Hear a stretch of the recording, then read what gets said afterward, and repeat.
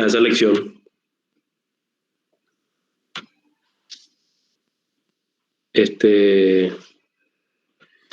Bueno, entonces habíamos hablado un poco de historia del derecho constitucional y lo que podemos decir de esa constitución de 1992 es que fueron creadas varias instituciones dentro de esa estructura constitucional, ¿verdad? Adaptada a un nuevo sistema de gobierno, a una nueva idea, con la caída del régimen presidencial de 35 años, lo que se buscó fue justamente tratar de evitar aquellos vicios o aquellas situaciones que hacían a la concentración del poder en una sola persona, y también tratar de un poco de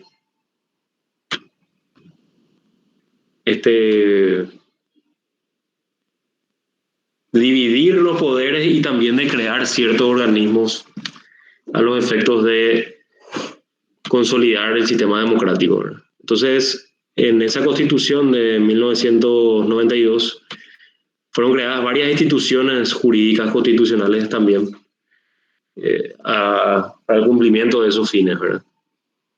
Por eso es que el programa nos habla de institutos constitucionales como la iniciativa popular, la acción popular, me parece nomás cada rato acá gente que va ingresando. La iniciativa popular, la acción popular, también tenemos cuál es nuestro sistema de gobierno, cuando se habla de un pluralismo ideológico, hace alusión también a juicio político y a otros puntos que, bueno, de mayor o menor medida ya hemos desarrollado a lo largo de las clases de la cátedra, pero que, bueno, en esta lección en particular también se profundizan, ¿verdad? Nosotros vamos a tratar de hacer un breve resumen de cada punto como para que se pueda comprender la idea principal, y también tengan en cuenta que la mayoría, o bueno, todas las instituciones obviamente están reguladas, encuadradas y establecidas en la Constitución Nacional.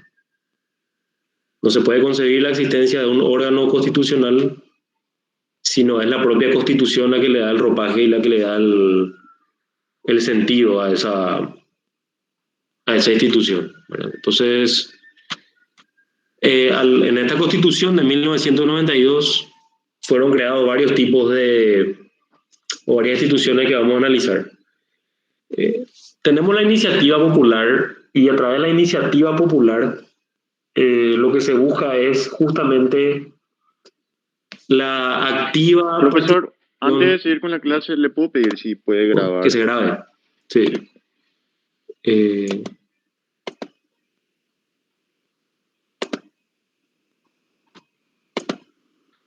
Entonces, la iniciativa popular a lo que hace mención es que justamente lo que se busca es que el pueblo también tenga injerencia dentro del sistema jurídico y político, ¿verdad? Entonces, por medio de esta figura se regula esa situación de la iniciativa popular. Un ejemplo de la iniciativa popular es la posibilidad de que a petición firmada de determinada cantidad de electores se pueda proponer un proyecto de ley. Pues cuando nosotros habíamos hablado en la lección anterior de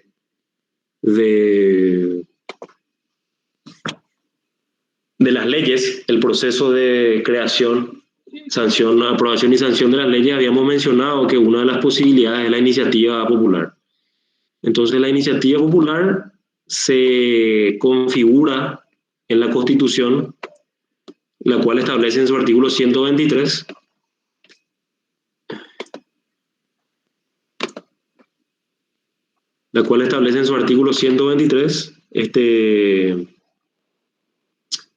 que se reconoce a los electores el derecho a la iniciativa popular para proponer al Congreso proyectos de ley.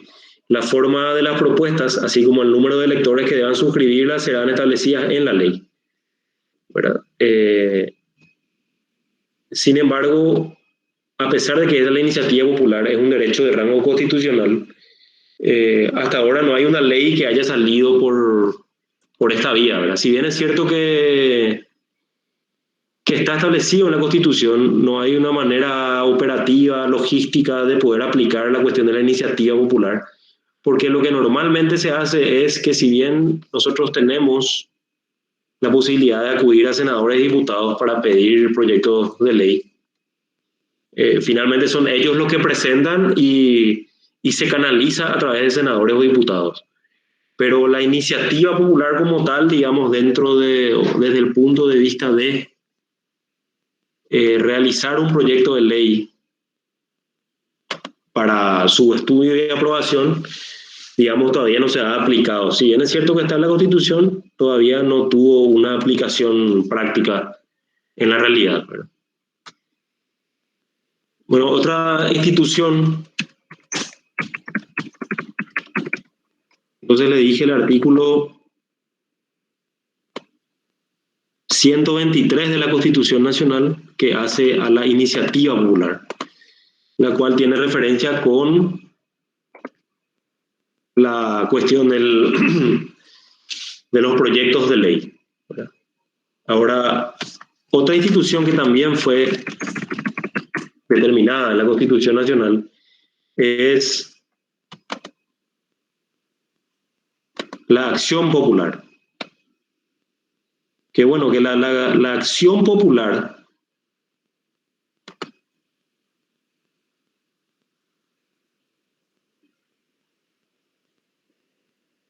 hace referencia a ciertos actos que pueden ser realizados por el pueblo y que no necesariamente determinan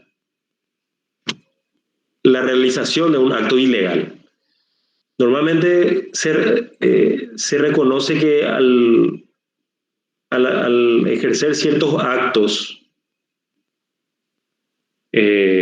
o a tomarse atribuciones, por ejemplo, de la policía o de la fiscalía o de los militares o policías, se puede dar a entender que nos estamos atribuyendo competencias que no nos corresponden, ¿verdad? Sin embargo, existen ciertas acciones que están protegidas por la Constitución Nacional. Y una de ellas es, por ejemplo, la cuestión que hace a la defensa de la Constitución. Por ejemplo, los poderes de facto, cuando se asume el poder por medio de un golpe de Estado o por medio de un procedimiento o se llega al poder de facto, eso significa, digamos, el poder de hecho, eh, por cualquier medio que no esté determinado por la Constitución, entonces nosotros como pueblo tenemos el derecho constitucional de accionar, o sea, de resistir, ¿verdad?, contra esos órganos establecidos de forma inconstitucional. Digamos que sería la desobediencia al poder de facto que ha asumido o que ha llegado a ese poder por medios ajenos a lo que establece la propia Constitución Nacional, ¿verdad? Hay también otra cuestión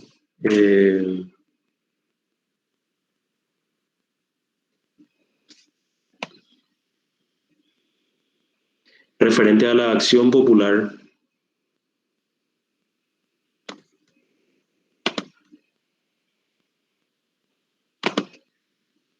Vamos a verificar.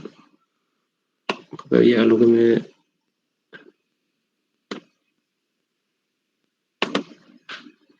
no estoy recordando, que me acordé de hace rato, con relación a la acción popular, para ver en qué artículo constitucional está configurado, ¿verdad? Porque hay un artículo que dice, lastimosamente mi computadora es un poco lenta o bastante lenta.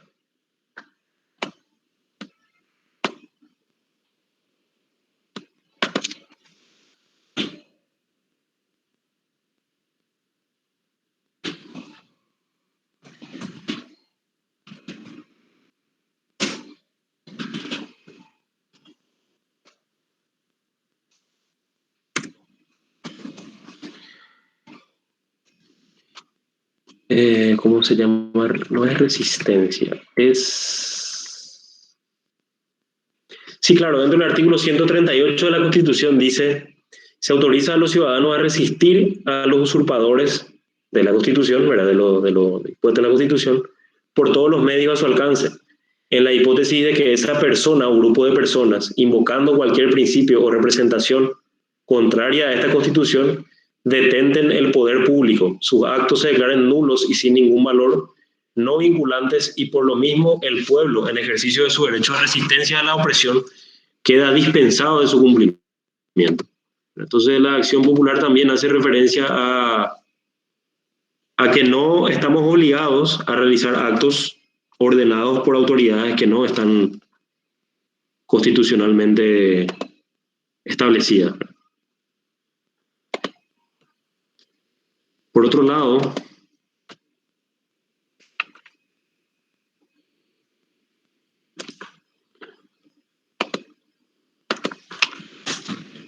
sin embargo, había una cuestión más.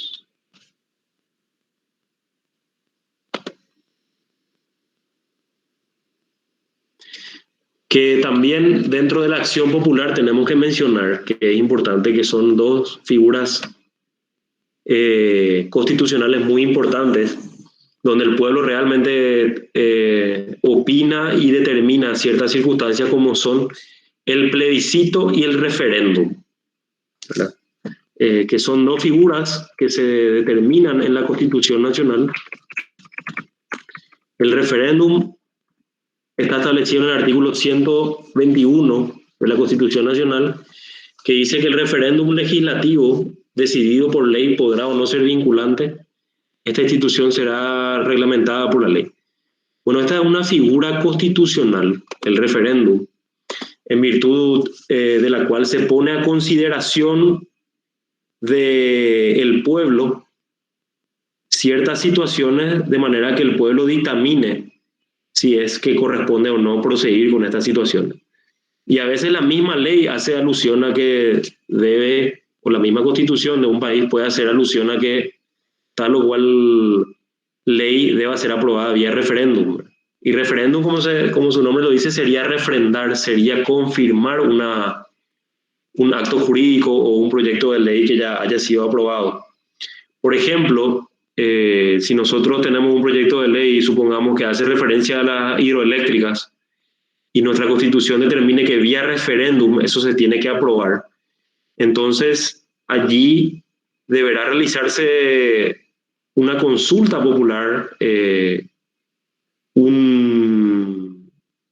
una especie de voto, como las elecciones libres normales, por el sí o por el no, para ver o para determinar si el pueblo está de acuerdo con lo sancionado por el Congreso mismo. Entonces el pueblo vota y muchas veces ese referéndum es o no es vinculante. Normalmente cuando es vinculante, o sea, normalmente el referéndum en realidad es vinculante. ¿Y qué significa que sea vinculante? Significa que el resultado tiene que ser aceptado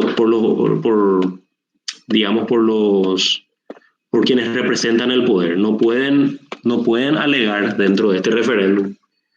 Supongamos que sale un proyecto de ley con relación a las hidroeléctricas. Vamos a decir cualquier ejemplo absurdo. Destruir las hidroeléctricas.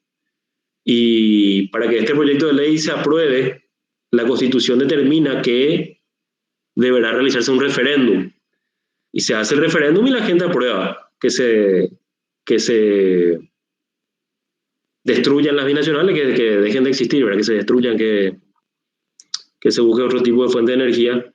Y entonces esa respuesta del pueblo, ese referéndum debe ser respetado.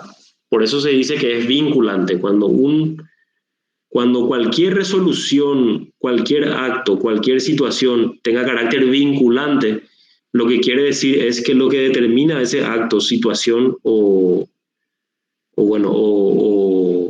resolución tiene que respetarse. Sin embargo, el plebiscito es diferente al referéndum, porque el plebiscito, Profesor, es un procedimiento, sí. ¿Cómo se hace el referéndum? Y se hace por medio de lo que establece lo establecido en la Constitución, y la Constitución determina que el referéndum se realiza por medio de elecciones libres.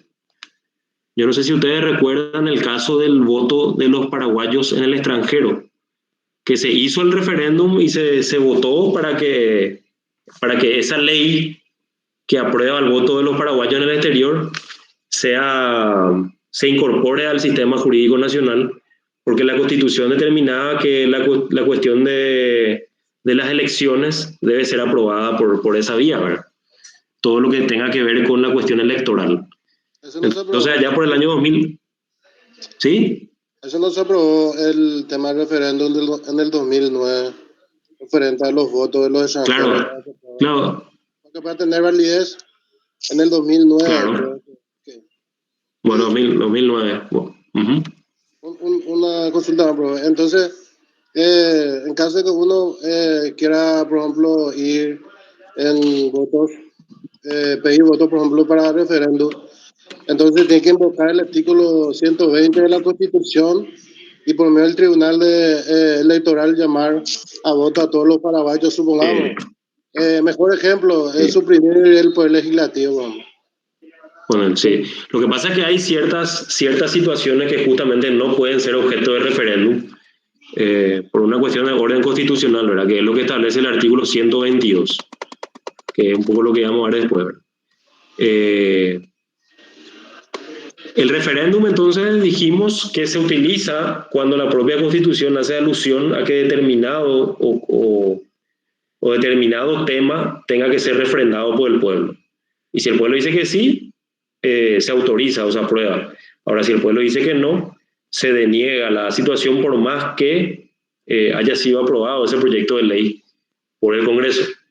Y el artículo 122 determina cuáles son las materias que no podrán ser objeto de referéndum, entre las cuales se establecen las relaciones internacionales, tratados, convenios o acuerdos internacionales no pueden ser sometidos a referéndum. Las expropiaciones, las leyes de expropiación, porque cada expropiación que aprueba el Estado, es decir, cada compra forzosa que aprueba el Estado, no puede ser sujeto de referéndum. Las cuestiones de defensa nacional tampoco pueden ser objeto de referéndum. La limitación de la propiedad inmobiliaria tampoco puede ser objeto de referéndum. Y las cuestiones relativas a los sistemas tributarios, monetarios y bancarios, la contratación de empréstitos, que serían los préstamos que adquiere el sistema público, y el presupuesto general de la nación tampoco pueden ser objeto de referéndum, al igual que las elecciones nacionales, departamentales y municipales. Porque lo que se quiere con esto es preservar ciertas instituciones o ciertas situaciones establecidas en la Constitución que de ser aprobadas o rechazadas vía referéndum pueden generar incertidumbre jurídica, ¿verdad? Entonces hay ciertas situaciones que están establecidas en este artículo 122 que hacen referencia a las materias que no pueden ser objeto de referéndum. Por otro lado tenemos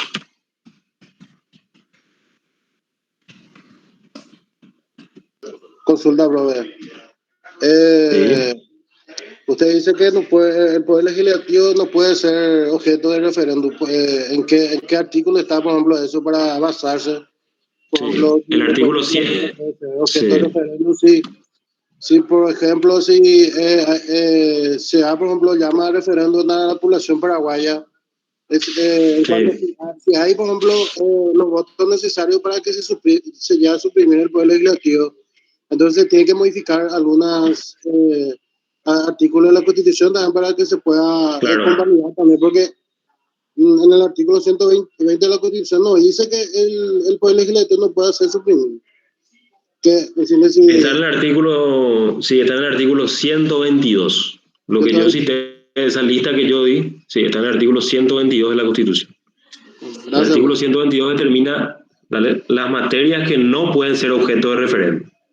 Entonces, con ello, ahí tenemos ciertas situaciones que no pueden ser sometidas a este sistema eleccionario, ¿verdad? Y después tenemos la cuestión del plebiscito o de la consulta popular, que, digamos, como su nombre lo dice, es una consulta que se realiza al pueblo, pero que no es vinculante. Por ejemplo, nosotros podemos realizar un plebiscito para consultar qué opina el pueblo acerca del aborto. Y se realiza también por medio a través de la justicia electoral, hacemos un llamado a un plebiscito el día domingo 1 de mayo o 2 de mayo, y acuden los electores a votar si están a favor o en contra del aborto. Y si están a favor o en contra, es una consulta que se realiza, pero que a diferencia del referéndum constitucional, el plebiscito no es vinculante. Entonces, lo que se resuelva en el plebiscito o en esta consulta popular no es obligatorio, no es de cumplimiento obligatorio. Y allí está la diferencia. Mientras que en el referéndum su resultado es vinculante, es decir, se tiene que respetar lo que establece el pueblo. En el plebiscito, su resultado, lo que determina el pueblo, no es obligatorio, es una consulta que se hace para saber, para tener una idea de cuál es, de qué es lo que opina el pueblo o de lo que, hacia dónde apunta el pueblo o la ciudadanía con relación a tal o cual tema determinado. Bueno, después otro punto que tenemos que tocar es el que hace referencia a nuestro sistema de gobierno. Y bueno, entre los primeros artículos de la Constitución Nacional se determina que la República del Paraguay es libre, independiente, adopta para su forma de gobierno la democracia representativa, que se realiza por medio de elecciones libres, participativa y pluralista, basada en el reconocimiento de la dignidad humana. Entonces, la forma de gobierno de la República del Paraguay es la democracia, ¿verdad? O el sistema representativo basado en el reconocimiento de la dignidad humana. Entonces, un poco ese es nuestro sistema de gobierno que está establecido en la Constitución. Le voy a decir en el artículo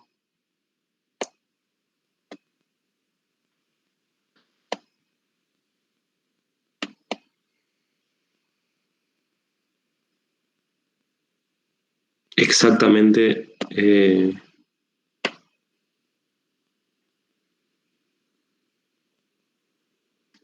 artículo 1 de la forma del Estado y el gobierno. La República del Paraguay es para siempre libre e independiente, se constituye en un Estado social de derecho.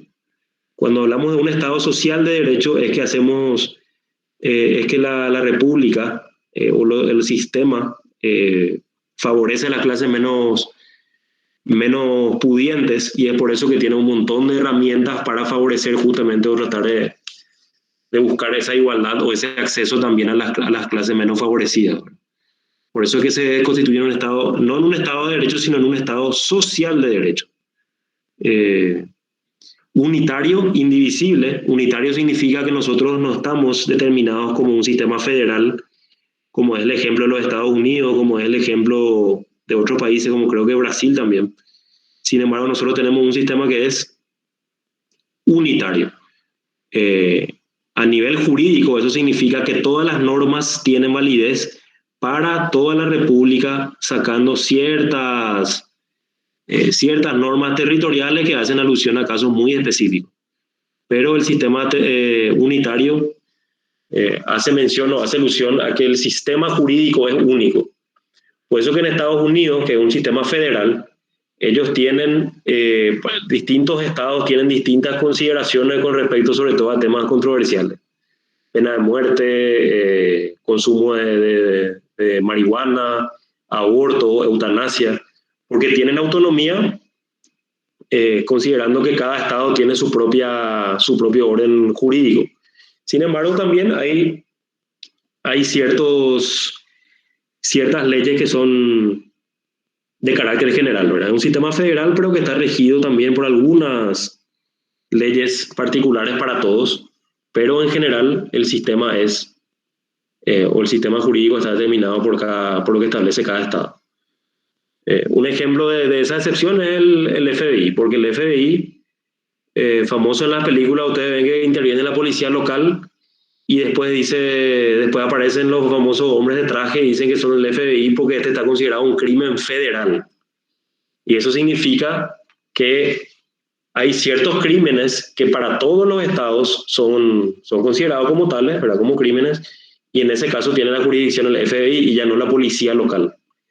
El Federal Bureau of Investigation, que es, digamos, la policía, pero especializada y que ya trata de casos más complejos, ¿verdad? Porque para que en un sistema federal existan, o el hecho de que en un sistema federal existan ciertos crímenes o ciertos delitos que para todos los estados están configurados como delitos, es porque la sociedad, en este caso norteamericana, considera que son graves. Entonces, en todos los estados están determinados como crímenes y para ello tiene jurisdicción el FBI, ¿verdad? Ya no la policía local. Entonces, allí es una excepción a este sistema federal que estamos comentando. Sin embargo, nosotros tenemos un sistema unitario, que si bien es cierto a los efectos de la mayor organización, hay policía, hay comisarías y hay fiscalías y hay hospitales distritales y regionales. La realidad o lo cierto es que la ley es general y el cumplimiento de la ley se da en todos los departamentos. No es que nosotros acá para Asunción el homicidio tiene una pena de cárcel de hasta, el homicidio culposo, por ejemplo, tiene una pena de cárcel de hasta 10 años y el homicidio doloso hasta 20, pero en Ciudad del Este o en el departamento, qué sé yo, de Guairá, tiene una pena de entre 5 y 15. No existe esa diferencia en cuanto al sistema jurídico, en cuanto al ordenamiento normativo, porque tenemos un sistema unitario.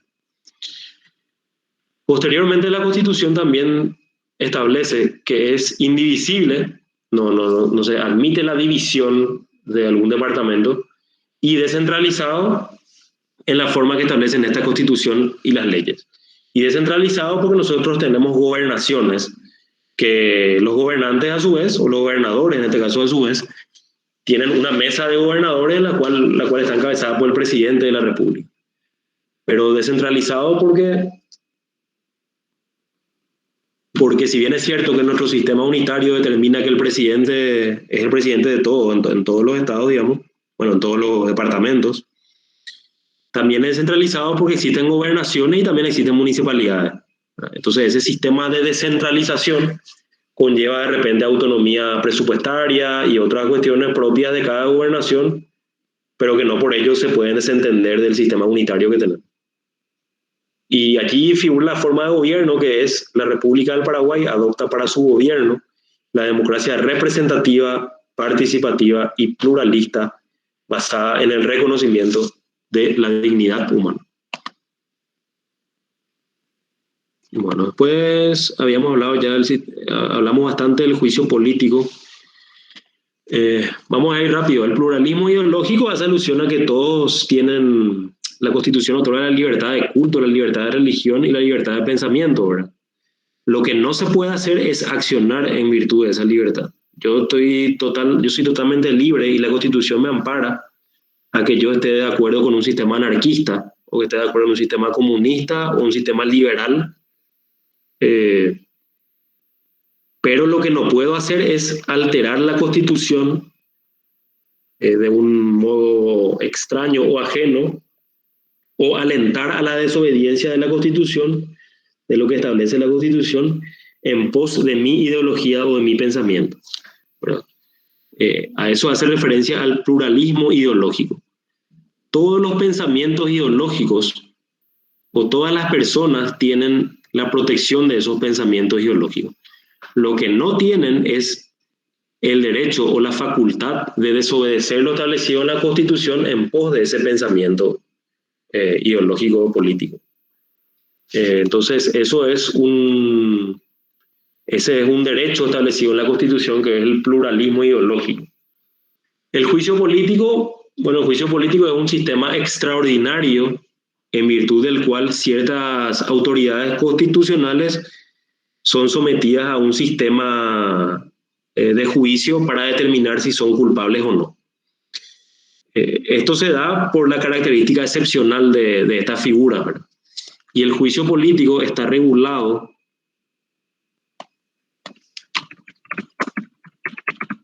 en el famoso artículo 225 de nuestra Constitución, que es muy importante que manejemos. Yo creo que es una pregunta de examen también, que dice: que el presidente de la República, el vicepresidente, los ministros del Poder Ejecutivo, los ministros de la Corte Suprema, el fiscal general del Estado, el defensor del pueblo, el Contralor General de la República, el subcontralor y los integrantes del Tribunal Superior de Justicia Electoral solo podrán ser sometidos a juicio político por mal desempeño de sus funciones, por delitos cometidos en el ejercicio de sus cargos o por delitos comunes. Entonces, en este párrafo muy importante tenemos quiénes o cuáles son los órganos constitucionales sometidos a juicio político o que pueden ser sometidos a juicio político y las causales de esos juicios políticos. No puede haber un juicio político que no tenga una causal que no esté determinada en el artículo constitucional. Y el artículo constitucional determina que las causales de juicio político son el mal desempeño de funciones, los delitos cometidos en el ejercicio de los cargos o delitos comunes. Después habla de la sustanciación del proceso, que dice que la acusación será formulada por la Cámara de Diputados por mayoría de 2/3, corresponderá a la Cámara de Senadores por mayoría absoluta de 2/3, juzgar en juicio político a los acusados por la Cámara de Diputados y, en caso de declararlos culpables, al solo efecto de separarlos de sus cargos. En los casos de supuesta comisión de delitos, se pasarán los antecedentes de la justicia ordinaria. Esto significa que la naturaleza de la sanción del juicio político no es que vaya preso el órgano constitucional, sino es separarlo de su cargo. Y una vez que se separa de su cargo, se remiten los antecedentes de la justicia ordinaria a los efectos de iniciar la acción penal que corresponde. Entonces, aquí lo que tenemos es lo siguiente. Por un lado tenemos los órganos constitucionales que pueden ser sometidos a juicio político, tenemos cuáles son las causales de juicio político y tenemos también la sustanciación del proceso desde el punto de vista de los votos. Y la consecuencia de ser declarado culpable, que es el solo efecto de separarlo de sus cargos. Pero que eso no obsta o no prohíbe o no impide que los antecedentes del caso sean sometidos o sean remitidos a la justicia ordinaria a los efectos de iniciar la acción penal que corresponde. Entonces tocamos así el juicio político de forma muy general porque es una verdadera institución en la cual se escriben libros y libros con relación a este punto. Bueno, después tenemos los intereses difusos.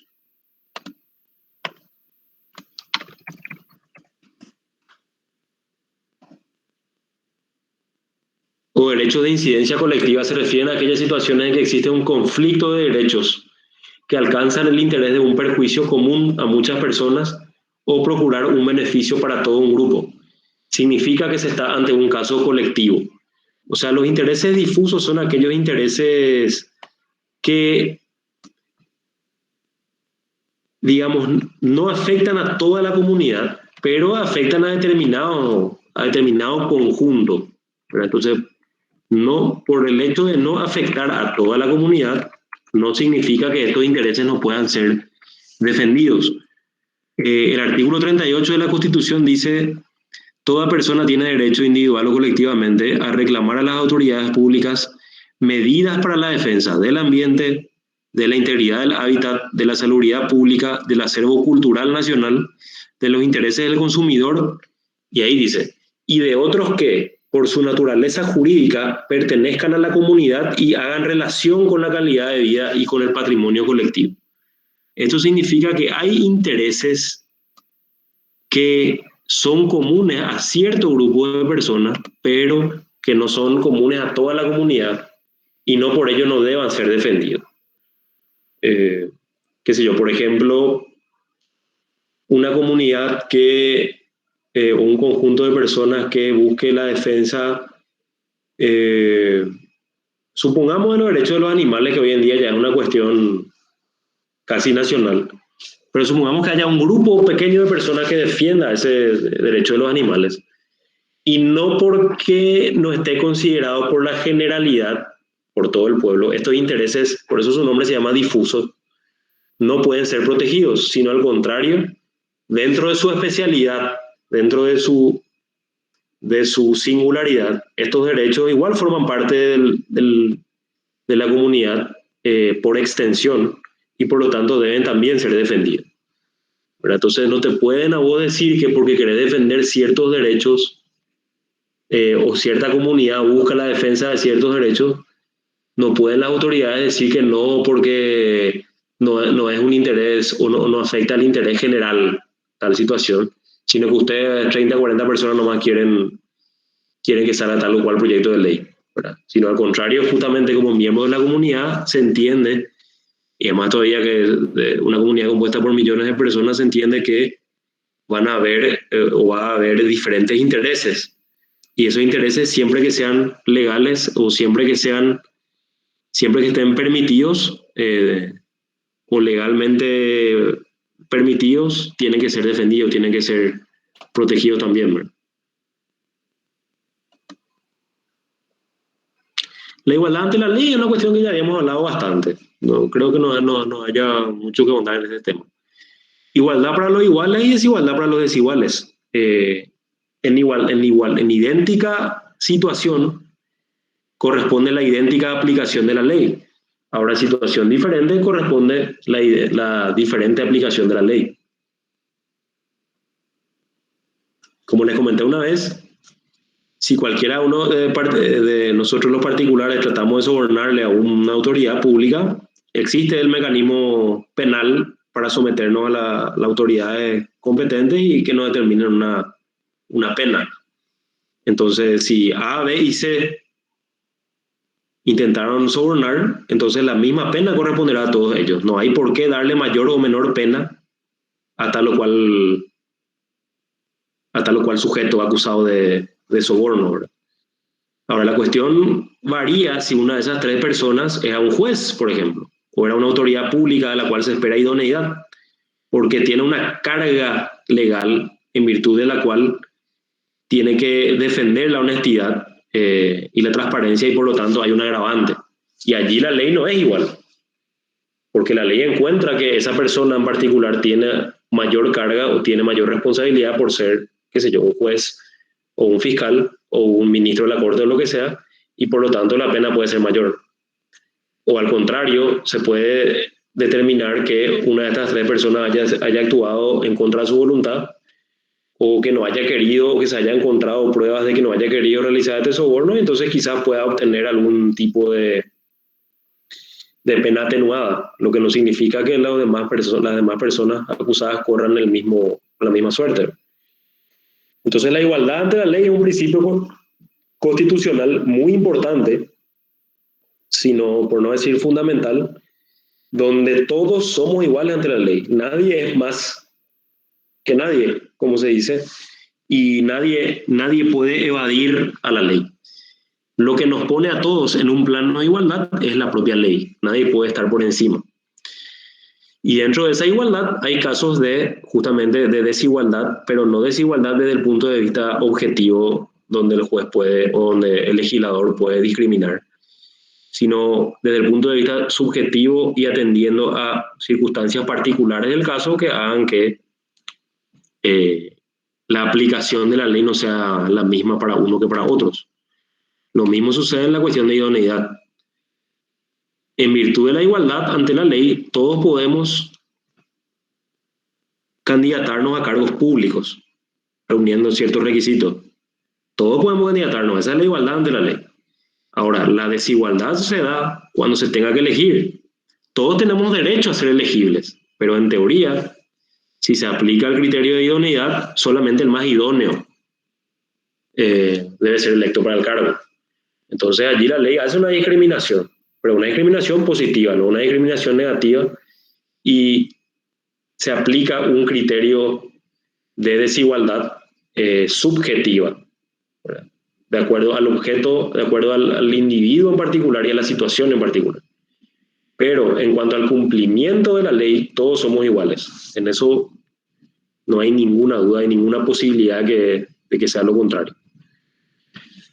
Y bueno, los principios del Estado de Derecho son varios, ¿verdad? Lo que podemos hablar de los principios del Estado de Derecho es la prohibición de la imposición de penas sin un juicio previo, sin un juicio justo, sin tener el derecho a la legítima defensa.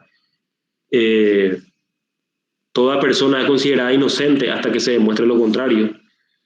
La igualdad ante la ley es otro principio de todo Estado de Derecho. De hecho, que la expresión Estado de Derecho hace alusión a que todos, tanto gobernantes como gobernados, estamos sometidos a la ley, ¿verdad? A lo que determina la ley. Otros principios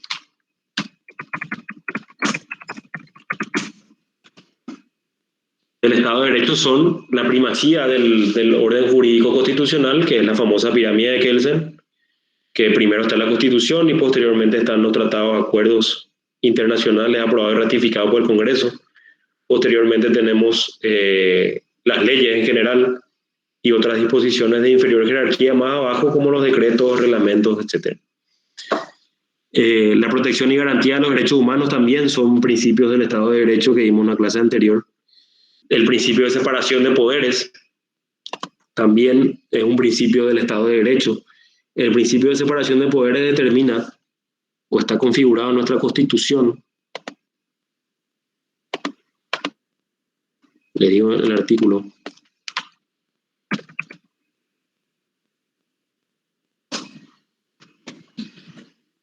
el pueblo ejerce el poder público por medio del sufragio. Artículo 3. El gobierno es ejercido por los poderes legislativo, ejecutivo y judicial en un sistema de separación, equilibrio, coordinación y recíproco control. Este es un principio constitucional. El gobierno es ejercido por los poderes legislativo, ejecutivo y judicial en un sistema de separación, equilibrio, coordinación y recíproco control. Ninguno de estos poderes puede atribuirse ni otorgar a otro ni a persona alguna, individual o colectiva, facultades extraordinarias o la suma del poder público. La dictadura está fuera de la ley. Este artículo, lo que nosotros tenemos que entender es que hay veces que hay diputados, senadores que en virtud de la política dicen que no son gobierno, y es mentira. Cuando ustedes le digan que no son gobierno, o que nosotros no formamos parte del gobierno, somos opositores, o somos liberales, o somos HC, o somos AñTT, o somos lo que sea, basta con leer el artículo 3 de la Constitución, donde expresamente determina que el gobierno es ejercido por los poderes legislativo, ejecutivo y judicial, en un sistema de separación, equilibrio, coordinación y recíproco control. Ahora bien, es cierto que el Ejecutivo tiene funciones específicas de administración de la República o administración general del país, el Legislativo como función principal la creación de leyes y el Judicial como función elemental la cuestión que hace a la administración de la justicia. Pero el gobierno es ejercido por los tres poderes del Estado. Muchas veces nosotros creemos que el gobierno es ejercido por el Poder Ejecutivo, porque hablamos de Palacio de Gobierno, porque hablamos o porque relacionamos al Poder Ejecutivo con la suma del poder, y eso no es así. Justamente el sistema de división de poderes determina que hay una cuestión de recíproco control, de equivalencia, de separación, de coordinación, determinada a partir de que la suma del poder público está, o el gobierno está dividido en tres grandes poderes que son el poder ejecutivo, legislativo y judicial. Por lo tanto, reitero que el gobierno es ejercido por los tres poderes del Estado. No lo digo yo, lo dice la propia Constitución.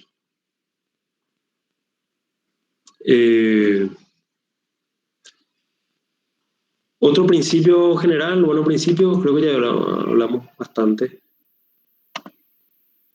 La igualdad, el derecho a la vida también podemos poner, bueno, eso está dentro de lo que son los derechos humanos. Podemos poner la cuestión de la libertad, obviamente.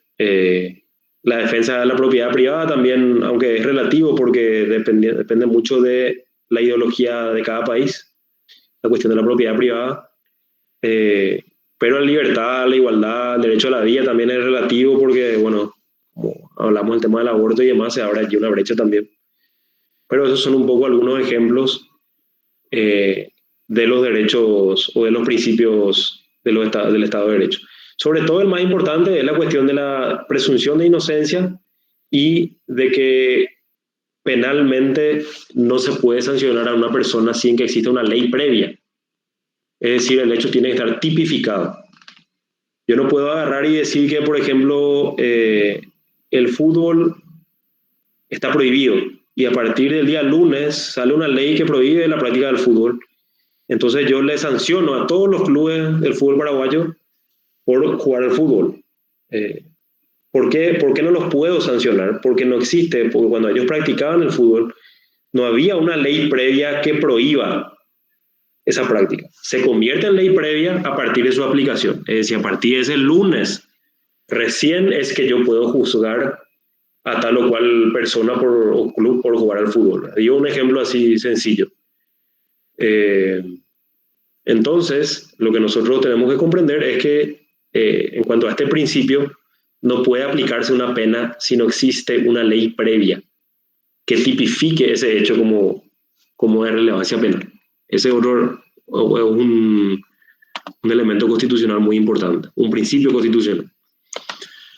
Bueno, entonces las instituciones jurídicas incorporadas a la Constitución, el Estado Social de Derecho que les comenté que es, que gobernantes y gobernados están sometidos a la ley, son iguales ante la ley, con la diferencia que la expresión social hace alusión a la responsabilidad que tiene el Estado con los sectores menos favorecidos a los efectos de tratar de equilibrar esa brecha, ¿verdad? Por eso que hay préstamos, o sea que hay Banco Nacional de Fomento, hay hospitales públicos, hay educación pública gratuita, en teoría los medicamentos tienen que ser gratuitos, y otras cuestiones u otros organismos creados como la Cenavital, la DIVEN, el INDI y otras instituciones que están creadas a través de la expresión del Estado Social de Derecho. ¿Por qué? Porque nosotros como Estado sabemos que tenemos una desigualdad muy importante, que hay muchas personas que no tienen acceso a derechos básicos y elementales, y justamente este principio constitucional o esta situación jurídica del Estado Social de Derecho hace que se pueda promover esa igualdad. No esa igualdad, sino que esos mecanismos constitucionales y legales a los efectos de intentar llegar a esas personas más vulnerables o menos favorecidas. ¿Alguna pregunta hasta el momento?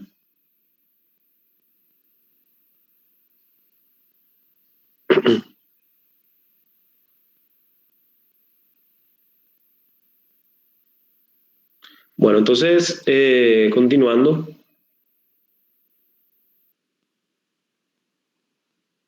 Podemos decir que las instituciones jurídicas incorporadas a la Constitución, comentamos el Estado Social de Derecho, tenemos también lo que hace al habeas data, y el habeas data es un derecho constitucional en virtud del cual toda persona tiene la posibilidad de acceder a toda información que se halle sobre sí misma, a los efectos de confirmar y de verificar la veracidad o no de esa información, ¿verdad? Lo que se busca con esto es evitar que circule en medios públicos, ya sea de naturaleza pública o privada, como por ejemplo Inforcon y demás cuestiones, evitar que se publique en estos bancos de datos informaciones que o son incompletas o no son válidas o ya son antiguas, o que directamente versan sobre algo que no es real, que no es verdad. Entonces, esta institución de la habeas data lo que busca es regular esa información pública que sobre las personas se tiene, a los efectos de que tengamos mecanismos para pedir o para exigir que no circule más esa información, o que se rectifique o ratifique o complemente si es que corresponde. Esa un poco es la situación con relación a la habeas data. Como siempre hablamos en forma general, ¿verdad? Esto está en la Constitución Nacional, la cuestión de la habeas data. Lo voy a decir el artículo. Artículo 135. Toda persona puede acceder a la información y a los datos que sobre sí misma o sobre sus bienes obren en registros oficiales o privados de carácter público, así como conocer el uso que se haga de los mismos y de su finalidad. Podrá solicitar ante el magistrado competente la actualización, rectificación o destrucción de esos informes si fuesen erróneos o afectaran ilegítimamente sus derechos.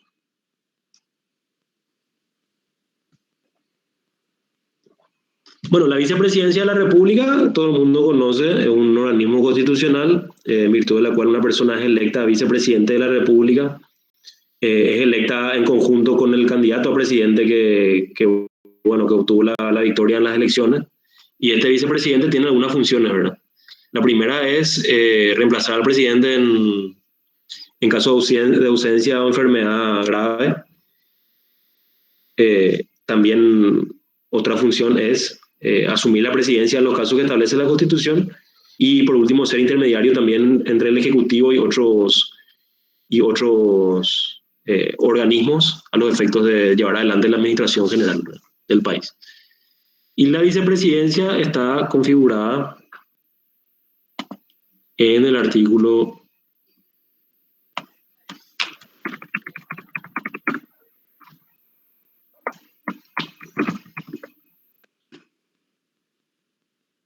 239 de la Constitución Nacional, donde se determina los deberes y atribuciones del vicepresidente de la República. 227, ¿verdad? Habrá un vicepresidente de la República quien, en caso de impedimento o ausencia temporal del presidente o vacancia definitiva de dicho cargo, lo sustituirá de inmediato con todas sus atribuciones. Es, digamos, el famoso suplente, solamente que también tiene una pequeña atribución que es, no recuerdo en qué artículo mencionaba, que es la cuestión de ser un intermediario entre los poderes del Estado o con algunas instituciones, a los efectos de representar también al Ejecutivo, ¿verdad? O los intereses del Ejecutivo, a fin de evacuar también esas situaciones, ¿verdad? Esa es la cuestión con referencia al vicepresidente de la República. Profe, ¿qué artículo dijo? Disculpe, sí, profe, ¿qué artículo dijo? Sí, artículo 227 del vicepresidente. Bueno, artículo 200, el propio Poder Ejecutivo, ¿verdad? Que está en el artículo, que inicia en el artículo 226 de la Constitución Nacional. 226 en adelante pueden leer y les va a hacer más claro. Bueno, después tenemos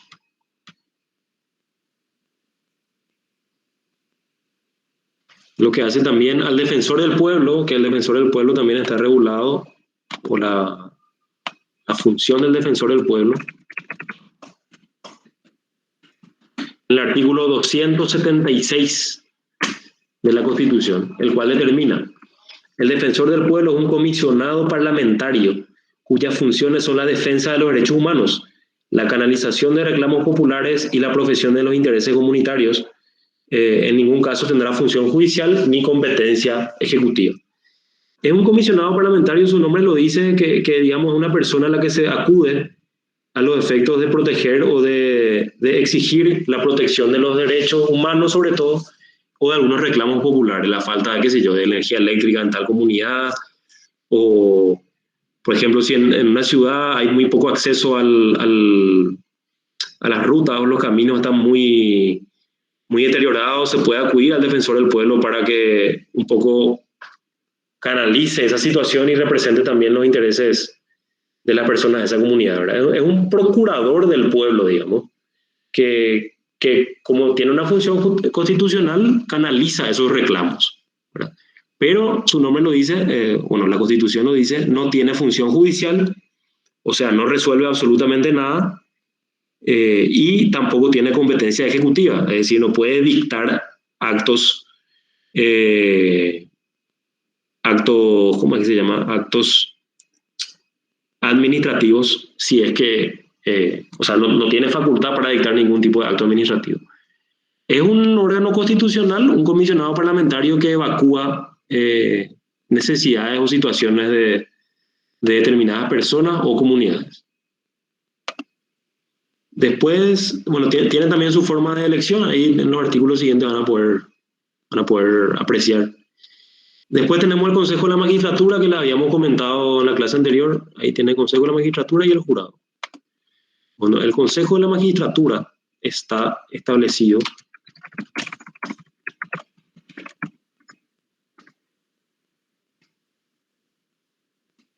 en el artículo 262. El Consejo de la Magistratura es, como les dije, un órgano colegiado encargado de elegir a los jueces de la República, y está compuesto por 8 miembros, ¿verdad? Que tiene ciertos requisitos que está establecido en el artículo 263 de la Constitución Nacional y que tiene ciertos deberes y atribuciones, ¿verdad? Dice, el principal o los principales son proponer las ternas de candidatos para integrar la Corte Suprema de Justicia, previa selección basada en la idoneidad, con acuerdo de la Cámara de Senadores. O sea, cuando se designa cuando hay una vacante en la Corte Suprema de Justicia, lo que se hace es iniciar un proceso de selección de candidatos, ¿verdad? Y de esa selección, que puede haber la cantidad de candidatos que haya según los requisitos establecidos en la Constitución, se determina la terna. O sea, este Consejo de la Magistratura elige a los 3 mejores candidatos según su criterio, y estos 3 candidatos pasan a la Cámara de Senadores, la que designa con acuerdo del Poder Ejecutivo cuál de los 3 candidatos será designado ministro de la Corte. Por otro lado, también proponen en ternas, pero ya a la Corte Suprema de Justicia, los nombres de los candidatos para los cargos de los miembros de tribunales inferiores como jueces y fiscales. Entonces, cuando se establecen las vacancias para jueces y fiscales, de acuerdo a los requisitos constitucionales, se presentan los candidatos, por ejemplo, para un juez de la circunscripción judicial acá de Asunción, y allí este Consejo de la Magistratura lo que hace es proponer las ternas, o sea, la terna, en realidad, los 3 mejores candidatos a la Corte Suprema de Justicia, y es la Corte la que decide cuál de esos 3 candidatos será el juez para esa circunscripción judicial. Básicamente eligen ternas para los distintos jueces de la República, para la elección de jueces, que posteriormente son electos por la Corte, entre esos 3 candidatos, y en el caso de la Corte Suprema de Justicia, proponen esa terna de los 3 mejores candidatos, pero al Senado. ¿Verdad? Esas son las 2 funciones que tiene el Consejo de la Magistratura. Y el jurado de enjuiciamiento de magistrados, si el Consejo de la Magistratura es el encargado de elegir o el encargado de seleccionar, el jurado de enjuiciamiento, como su nombre lo dice, es el encargado de enjuiciar a los magistrados, ¿verdad? Y ha establecido en el artículo 253 del Código de la Constitución Nacional, el cual dice lo siguiente: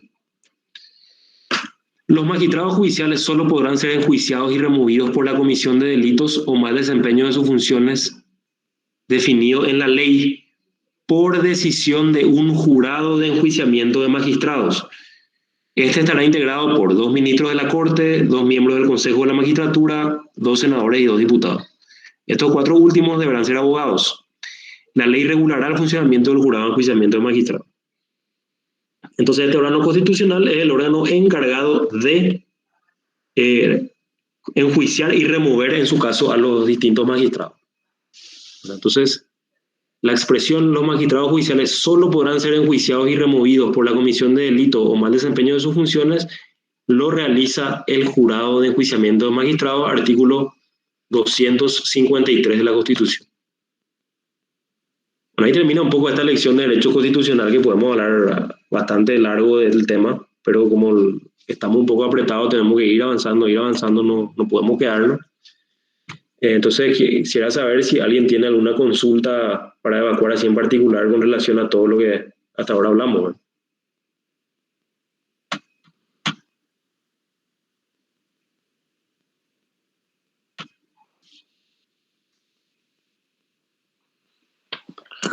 Profesor, Sí. el Consejo de la Magistratura se encarga de la Escuela Judicial también. Creo que sí, o sea, un poco no recuerdo, me parece que sí, porque es dependiente, me parece, del Consejo de la Magistratura, la Escuela Judicial, ¿verdad? La Escuela Judicial es una escuela, ¿verdad?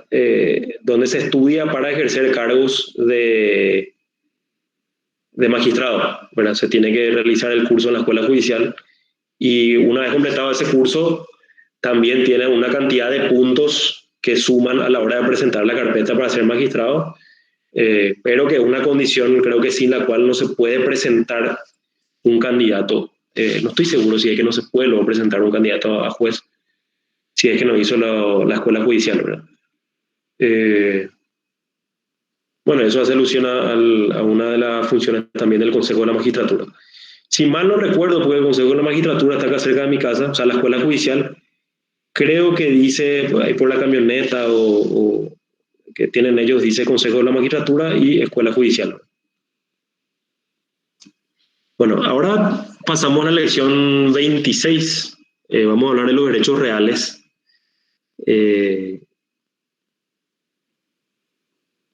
Y en este sentido es importante mencionar que los derechos, o que patrimonialmente hablando, hay dos grupos grandes de derechos, que son los derechos de contenido personal y los derechos de contenido patrimonial o reales o sobre las cosas. ¿Cuál es la diferencia? Que bueno, los derechos personales son los derechos inherentes a la propia persona, ¿verdad? Que normalmente son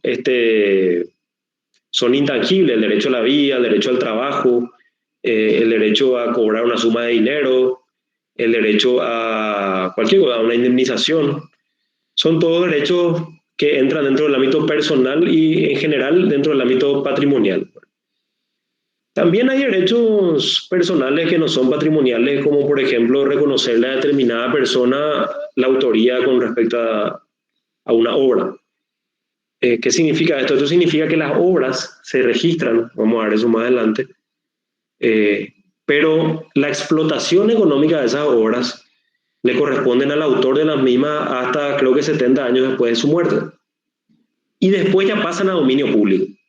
O sea, esas obras ya pasan a formar parte del dominio de la persona. Y, sin embargo, el derecho del autor sobre su obra permanece. Lo que se pierde son los derechos patrimoniales. Esto ustedes pueden ver, por ejemplo, que cualquiera de ustedes que tenga una editorial puede perfectamente publicar un libro, qué sé yo, por ejemplo, la Ilíada y la Odisea o cualquier libro universal, porque ya forman parte de la literatura universal. Y, sin embargo, no se puede desconocer que el escritor fue tal o cual autor, ¿verdad? Y sin desconocer tampoco el derecho internacional en materia de edición de obras, que podría limitar. Pero desde el punto de vista del autor, el derecho patrimonial sí le sigue, es decir, el derecho a cobrar por tu obra sigue hasta 70 años después de la muerte del autor. Posteriormente ya pasan a formar parte de la cultura, ¿verdad? Ya no se puede explotar económicamente en el sentido de que te tenga que pagar, por ejemplo, una editorial para publicar tu obra. A eso es lo que me refiero. Y aparte de estos derechos personales, que son derechos en general intangibles, que son derechos, como le dije, patrimoniales, a cobrar una suma de dinero, están los derechos reales o sobre las cosas, que son los derechos que le siguen a las cosas y no a las personas, que son, si se quiere, inclusive independientes de sus propietarios desde el punto de vista de la naturaleza, pero que obviamente estas cosas son propiedad de personas, ¿verdad? Tanto físicas como jurídicas o de existencia ideal, pero se distinguen por su sustancia. Si bien por un lado tenemos los derechos personales o derechos de crédito, como se les conoce también, estos derechos que son intangibles, tenemos también derechos sobre las cosas o derechos reales que son no de las personas, sino que están, digamos, encuadradas dentro del ámbito de las cosas en general. ¿Y qué es una cosa, verdad? Esa es la primera pregunta que nos hacemos todos. Y una cosa es un bien material o también inmaterial susceptible de tener un valor, ¿verdad? Esa es la expresión, la definición de cosa. Creo que en el Código Civil,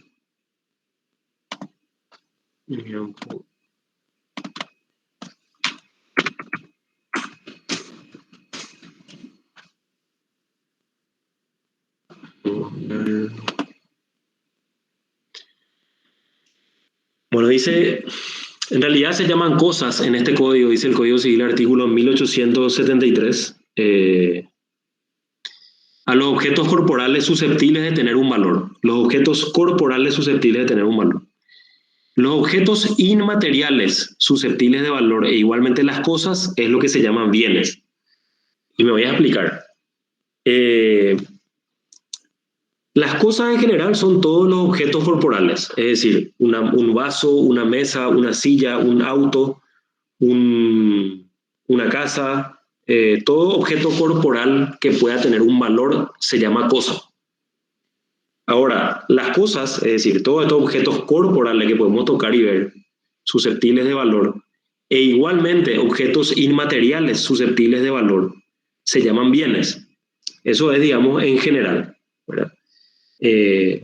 Por eso es que se dice que el patrimonio está compuesto por los bienes y cargas, es decir, por las cosas, que son los objetos materiales, y por los bienes inmateriales o los derechos inmateriales, como puede ser, por ejemplo, un certificado de depósito de dinero o acciones nominativas u otros títulos representativos de valor, ¿verdad? Y esas cosas que son materiales, más estos bienes inmateriales, constituyen en general lo que son los bienes, ¿verdad?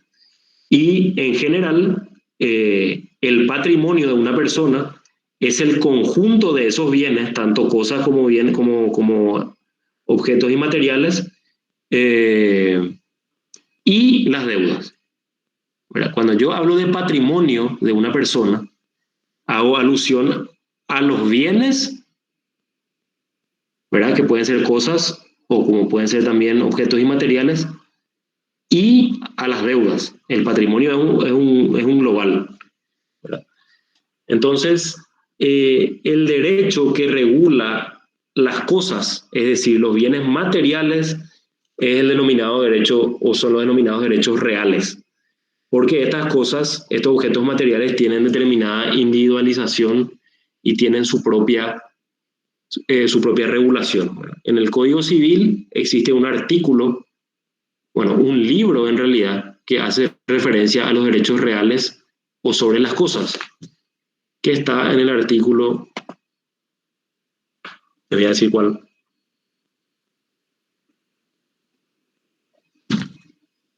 (1183).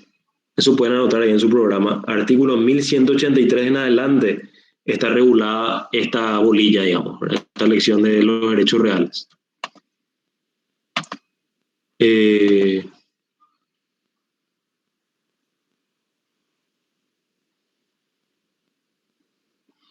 Y estos derechos reales, digamos que pueden ser adquiridos, vamos a ver un poco si nos falta acá una parte.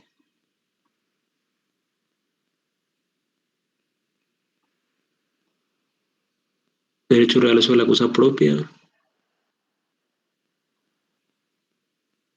Estos derechos reales o sobre las cosas, siempre sobre cosas entendidas como objetos corporales que se pueden tocar, pueden ser adquiridos de forma, digamos, originaria o derivada, ¿verdad? Yo puedo comprar un inmueble y allí existe una adquisición originaria, ¿verdad? O yo puedo adquirir un inmueble por uso capión, es decir, por el transcurso del tiempo, y allí existe también una adquisición, digamos, originaria. Pero también existen situaciones derivadas, o sea, adquirir el dominio de un bien o de una cosa por medio, por ejemplo, de un testamento, de un legado, ¿verdad? O bien hay una figura que se llama accesión también, que creo que el doctor había comentado, que es la adquisición de las cosas que llegan por los ríos, la arena y demás cuestiones que se van acumulando en el predio, en un predio, ¿verdad? Que es de mi propiedad o de la propiedad de cualquier persona, y eso pasa a formar parte de su propiedad. Entonces, no es un modo originario, sino que es un modo, digamos, derivado o un modo secundario de adquirir esos derechos reales sobre esas cosas.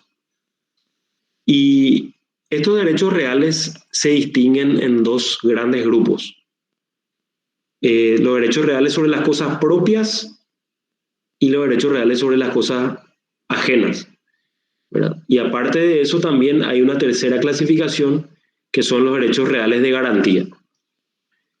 Entonces, los derechos reales que son los derechos que afectan a las cosas entendidas como objetos materiales susceptibles de valor. Ahora, si vamos a dividir los derechos reales, podemos hacer una clasificación tripartita entre derechos reales sobre las cosas propias, derechos reales sobre las cosas ajenas y derechos reales de garantía. Bueno, los derechos reales en general, existe una clasificación de los derechos reales que están determinados de la siguiente manera. Dominio, condominio, uso, usufructo, habitación, servidumbre, hipoteca, prenda. Voy a quitar otra vez. Los derechos reales en general están, se constituyen o están configurados en la siguiente figura: dominio, condominio, uso, usufructo, habitación, hipoteca, prenda. Esos son los derechos reales que pueden o que están que pueden afectar una cosa determinada. Y dentro de los derechos reales sobre la cosa propia tenemos el dominio y el condominio. Ahí el programa figura derechos reales sobre la cosa propia. El dominio es el dominio es el derecho de propiedad más perfecto y más genérico que se puede tener sobre una cosa. Por lo general, el propietario de la cosa es el único que puede tener el dominio. Es el derecho pleno y completo al goce y disposición de una cosa. Cuando yo estoy en mi casa y digo, yo en mi casa puedo hacer lo que quiero, puedo construir un segundo piso, puedo hacer un estacionamiento, puedo hipotecar, puedo dividir, puedo hacer un fraccionamiento, puedo hacer un montón de cosas porque es mi casa, dice la gente, ¿verdad? Y eso es porque justamente el propietario del inmueble tiene el dominio sobre ese inmueble. O sea, tiene el derecho real más perfecto de todos, que es el derecho al uso, al goce y a la disposición del inmueble. Puede transferir el inmueble, puede vender, puede donar, puede grabar con hipoteca, puede hacer todos los actos constitutivos sobre ese inmueble e inclusive puede venderlo, ¿verdad? Entonces, ese derecho de dominio sobre las cosas afecta al propietario de las cosas. Ahora, el propietario, dependiendo del tipo de cosa, puede estar determinado según la cuestión registral o según lo que establece el Código Civil para las cosas no registradas. Los propietarios registrales son los que adquieren ese carácter porque su condición de propietario está establecida en los registros públicos. Cuando yo me voy al registro de la propiedad y pido el nombre o quiero saber quién es el propietario de tal inmueble y me entero del nombre del propietario de tal inmueble, ese propietario tiene el dominio sobre ese inmueble, porque su condición de propietario le da todas las características que le mencioné. Puede vender, puede hipotecar, puede fraccionar, puede transferir, puede alquilar, todo tipo de derechos que hagan o que se relacionen dentro de ese inmueble. Ahora bien, el dominio también puede ser compartido, y este dominio compartido es el famoso y conocido como condominio.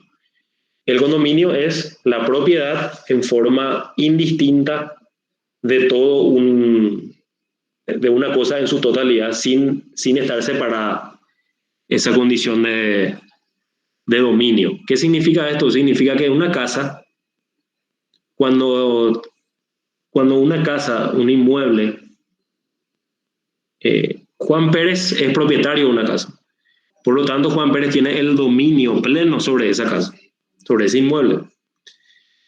Ahora, hay determinadas cuestiones o determinadas situaciones legales por las cuales esa casa puede adquirir o ese inmueble puede adquirir el carácter de condominio. Y supongamos que el inmueble de estar en dominio de una persona, esa persona fallece y le suceden en la sucesión 3 personas más, ¿verdad? Sin entrar a mayores detalles. Esas 3 personas, el juez de la sucesión les va a otorgar la calidad de propietarios del inmueble en condominio. Y esto significa que las 3 personas son propietarias del inmueble, pero en su totalidad. Ninguna de las 3 puede disponer de una parte del inmueble o puede agarrar y decir, no, el 33,3% de esta parte voy a usar yo, porque yo soy el propietario en condominio y como somos 3, entonces yo voy a poner acá un hilo y voy a hacer lo que yo quiero.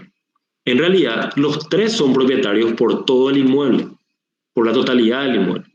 Entonces, esta figura del condominio hace referencia al dominio, a tener el pleno uso y goce sobre un inmueble, pero no tiene esa libertad para disponer de una parte del inmueble. Todos los condóminos son propietarios por el todo, por la totalidad del inmueble. Por lo tanto, los 3 condóminos tienen el dominio. Los 3 juntos, no los 3 separados. Entonces, si se quiere vender el inmueble, los 3 condóminos tienen que firmar la escritura de transferencia del inmueble. Ahora, eso no obsta a que uno de los 3 quiera vender su parte, y bueno, existen los mecanismos legales también para ese efecto, ¿verdad? Pero no puede uno de los 3 comprometer la totalidad del inmueble bajo el pretexto de que yo voy a vender esta por contrato privado, voy a vender esta parte nomás, porque yo soy propietario. Eso no existe en el condominio. Se puede pactar, ¿verdad? ¿Por qué no? Pero a los efectos jurídicos no tiene relevancia jurídica porque para comprometer el inmueble o para el acuerdo al que se llegue con relación a ese inmueble en condominio, se necesita la venia, la autorización de todos los condóminos, no solamente de uno o de alguno de ellos, sino de todos en total, ¿verdad? En la generalidad. Se necesita la firma, el consentimiento de todos los condóminos. Entonces, este condominio es otro derecho real sobre la cosa propia por excelencia. Ahora, este dominio se puede ver alterado. Pues nosotros dijimos, el dominio es el amplio derecho que tiene el propietario de un bien, sea inmueble o sea mueble, para disponer de ese bien, para vender, para hipotecar, para alquilar, para entregar en comodato, para lo que sea. Pero a veces ese dominio está restringido, y cuando está restringido es un dominio menos perfecto. El dominio anterior que yo les dije que vos tenés como propietario en el ejemplo de un inmueble, vos tenés el pleno uso y goce y disposición del inmueble, es conocido como dominio pleno. Pero el dominio al cual se le pueda agregar cierta restricción al propietario es denominado menos pleno o imperfecto. Y a ver, por ejemplo, a quién se le ocurre un ejemplo de dominio menos pleno, donde el propietario del inmueble no tiene la libertad de usar ese inmueble como en teoría podría utilizar.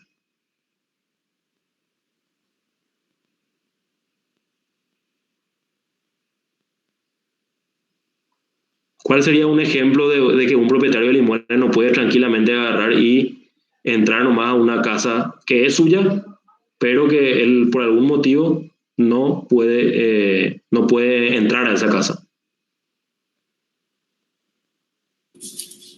Cuando está hipotecado, profe.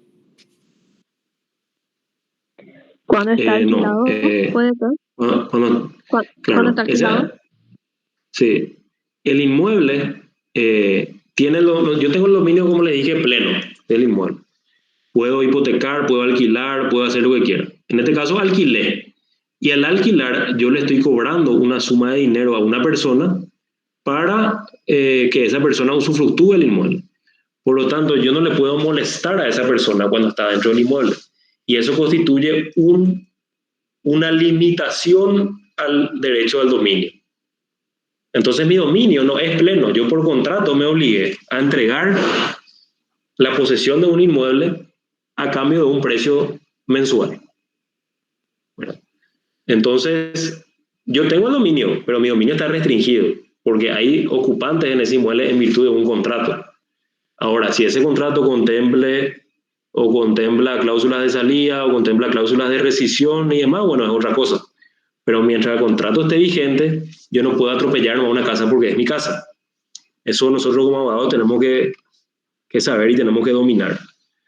Y tampoco puedo atropellar un terreno que es mío cuando hay personas, cuando hay terceros ocupantes en ese terreno, sino por una sentencia, o sea, por una orden judicial que ordene, que dictamine el desalojo de las personas que están en ese inmueble. Por eso es que la invasión de los campesinos en general es muy compleja, porque uno no les puede quitar nomás de los inmuebles que están ocupando. Uno no puede, como propietario, sencillamente atropellar una escopeta y decirle a todos que salgan, porque estos ocupantes del inmueble llaman a la policía y lo van a tener que sacar, ¿verdad?, al propietario del inmueble. Pero van a tener que demostrar ellos que están en posesión del inmueble, que ya es una figura un poco más compleja, que es justamente lo que vamos a entrar ahora. Entonces, el dominio puede ser menos pleno o puede ser imperfecto cuando haya algún tipo de restricción. Cuando se da, en el caso del alquiler, como bien mencionó la compañera, y otro ejemplo es el caso de la hipoteca, como bien mencionó la otra compañera. Porque en la hipoteca, yo puedo vender el inmueble, así le hablo en forma general, estando hipotecado, no hay problema para vender. Pero si yo le debo una suma de dinero al acreedor hipotecario y después yo no pago, no importa que yo haya vendido el inmueble se va a rematar igual porque está hipotecado. Entonces es un dominio menos pleno porque yo ya hipotequé, yo ya grabé con un derecho real a favor de un tercero. Bueno, en este caso un derecho real de garantía. Y ese dominio ya no es completo, porque esa persona o esa entidad acreedora tiene un derecho a rematar ese inmueble en caso de que yo no pague la deuda o la obligación que garantiza ese derecho real de hipoteca. Entonces, a veces el dominio es pleno en la generalidad de los casos, pero también puede ser menos pleno o imperfecto. Otro ejemplo de dominio menos pleno es el caso de la servidumbre. La servidumbre es un derecho real, como yo les había enumerado anteriormente, que estaba en esa enumeración, en esa lista, en virtud de la cual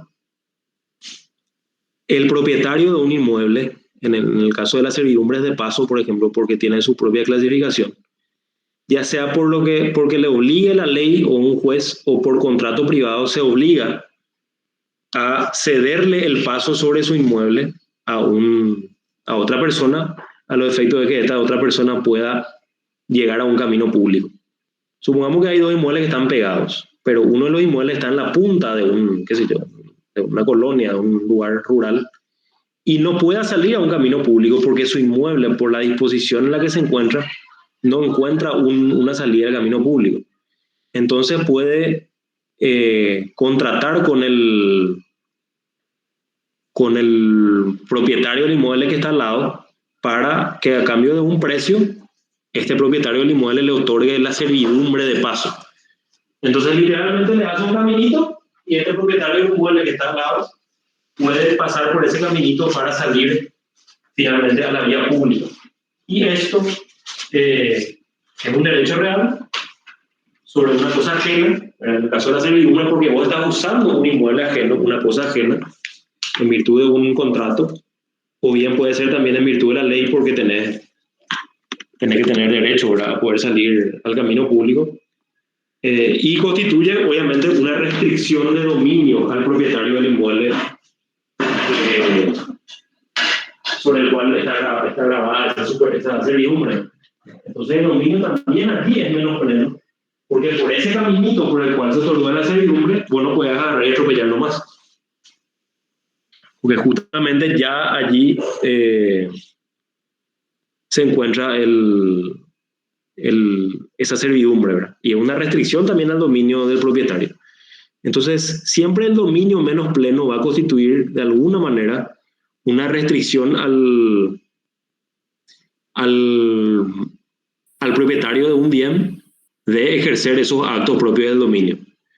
que repito, son vender, grabar, hipotecar, usufructuar o cualquier otro tipo de acto de disposición, ¿verdad? ¿Cuáles son los ejemplos clásicos? Alquiler, servidumbre, también la hipoteca que de alguna manera también le quita ese carácter de dominio pleno, ¿verdad? Que el inmueble esté embargado también constituye una característica de un dominio menos pleno. Porque claro, vos embargás un inmueble y ganás el juicio en virtud del cual se ordenó el embargo y el inmueble va a ser rematado, ¿verdad? A los efectos de cumplir con la obligación por la cual se demandó. Y bueno, y vamos a llegar entonces hasta este punto. Vamos a entrar después en la clase siguiente, que creo que es el miércoles que viene, ¿verdad? Vamos a entrar a hablar de la diferencia entre el dominio y la posesión, que es, o entre el derecho de la propiedad y el derecho de posesión, que es tema de debate en la doctrina, pero históricamente. Y allí ustedes van a poder entender cuál es la situación con relación a los poseedores, sobre todo de los inmuebles, para poder comprender por qué justamente a los campesinos o a los indígenas que invaden inmuebles cuesta tanto quitarles. Y esta teoría de la posesión y de la propiedad tiene ya larga data, ¿verdad? Estamos hablando de cientos de años que se discute la naturaleza de ambas y si existe este derecho de posesión y si tiene que ser también protegido. Así que si nadie más tiene alguna consulta o duda con relación a esto que vimos hoy.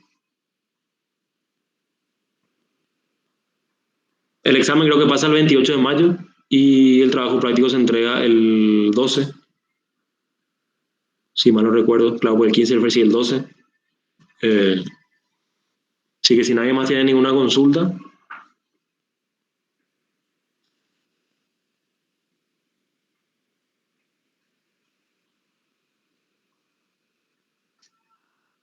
Bueno, entonces nos vamos a ver el miércoles que viene. El viernes no hay clase, ¿verdad? Este viernes. No, profe, no hay clase.